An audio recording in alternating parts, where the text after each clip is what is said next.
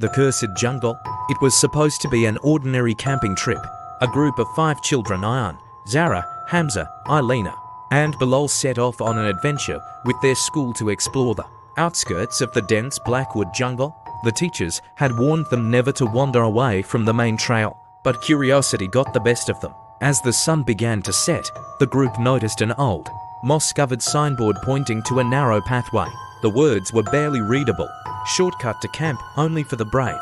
Excited and eager to impress one another, they decided to take the shortcut, convinced it would get them back to camp faster.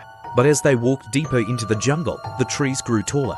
Their branches twisted like skeletal fingers reaching toward them. The path behind them slowly disappeared, swallowed by thick fog. "We should go back," Ilena whispered, shivering. But when they turned around, the path they had come from was gone. In its place was nothing but endless darkness and towering trees. A cold wind blew through the leaves, carrying with it a whisper, one that called their names. The children tried retracing their steps, but the jungle seemed to shift around them like a living creature, confusing their sense of direction. "We should stay together and find shelter," Ion said, trying to stay calm. As they walked, they noticed strange markings on the tree's symbols carved deep into the bark, glowing faintly under the moonlight. The deeper they went, the more markings appeared, as if guiding them somewhere. Then, they heard footsteps, not their own. Something or someone was following them. Every time they stopped, the footsteps stopped. Every time they moved, the sound returned. The air grew thick with the scent of damp earth and something rotten. Bilal turned suddenly, his flashlight scanning the trees. And for a brief second, he saw it, a shadowy figure, tall and thin, with hollow eyes staring right at them from behind a tree. But when he blinked, it was gone. After what felt like hours of wandering, they stumbled upon a clearing. In the middle stood an old wooden cabin, its windows broken, its door slightly ajar. A strange blue lantern flickered inside.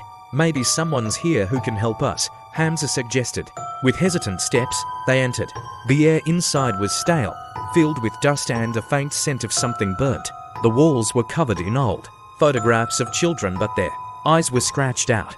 Then, Ilena pointed at something in the corner. It was a doll, sitting upright in a rocking chair, its head tilted unnaturally. "Guys, I think we need to leave," Zara whispered. The moment she said that, the door slammed shut behind them. The blue lantern flickered wildly, casting eerie shadows. The rocking chair began to move slowly at first, then violently. The doll turned its head toward them, its lips curling into a sinister smile. A chilling voice echoed through the room.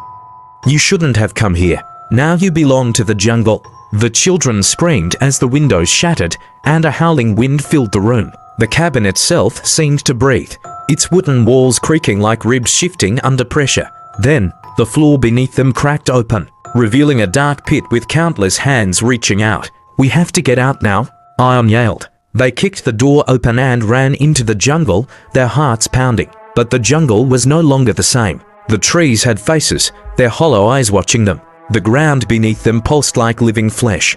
The shadow figure appeared again, closer this time. It extended its long fingers, pointing toward them. "You will stay here forever," it whispered.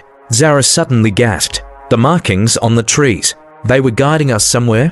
Realizing their only hope was to follow the glowing symbols, they ran blindly through the jungle. The whispers grew louder, turning into screams. One by one, the children started disappearing into the shadows. First Bilal, then Hamza, then Zara. Ilena and Ion were the only ones left. With only minutes before they were caught, Ilena and Ion ran until they saw a large stone covered in ancient writings. The markings matched the symbols on the trees.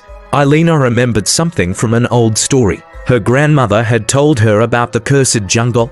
The only way to escape was to say a special prayer. While standing inside the sacred circle of markings, they held hands, closed their eyes, and recited the prayer. The jungle screamed in rage. The ground shook. The shadow figure lunged toward them just as a bright light erupted from the stone. When they opened their eyes, they were back at the campsite. Their friends were there too, unconscious but breathing. The teachers found them, confused and relieved. "Where were you?"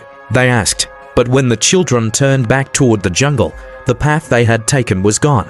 The shortcut had vanished. And in the distance, deep within the trees, a pair of hollow eyes still watched them, waiting. The end.